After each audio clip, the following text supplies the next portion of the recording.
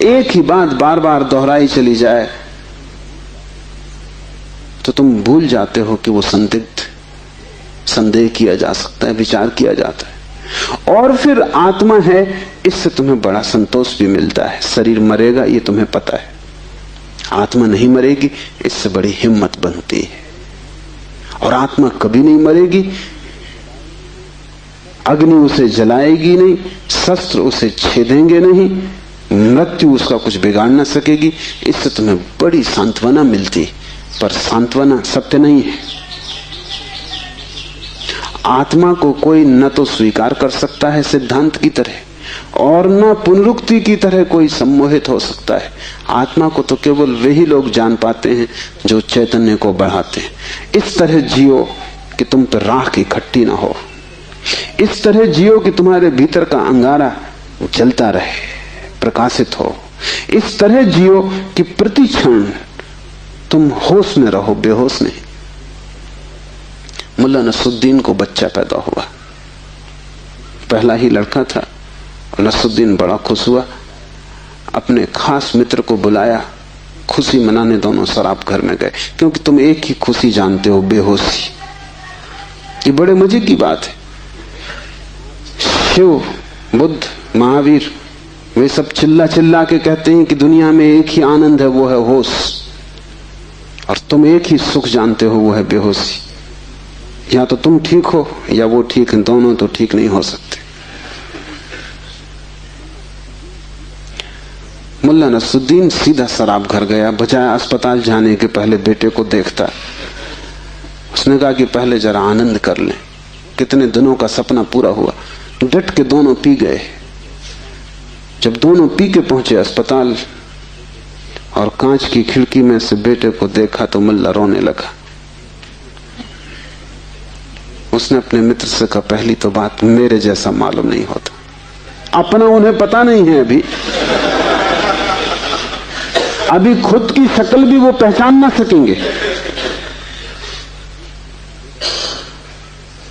लेकिन मेरा जैसा नहीं मालूम होता। और दूसरी बात, बड़ा छोटा दिखाई पड़ता है। इतने छोटे बच्चे को लेकर करेंगे भी क्या? ये बचेगा?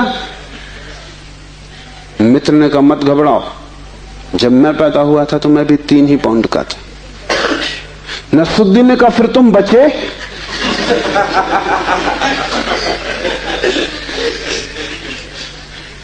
मित्र सोचने लगा, क्योंकि वो भी बेहोशी में था। उसने कहा, पक्का नहीं कह सकता।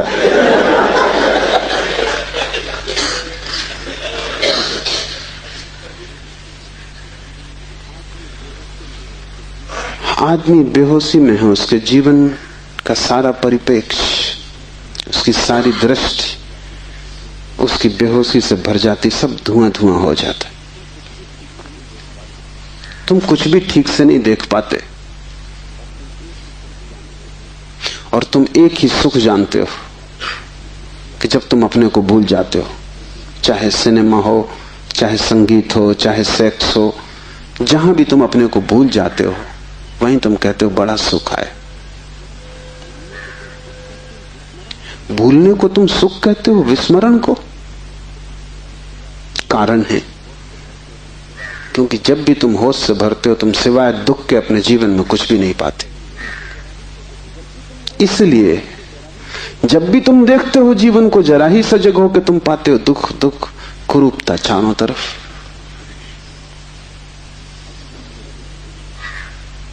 एक मेरे मित्र अविवाहित ही रह गए, उनसे मैंने पूछा कि क्या हुआ, कैसे चूक गए?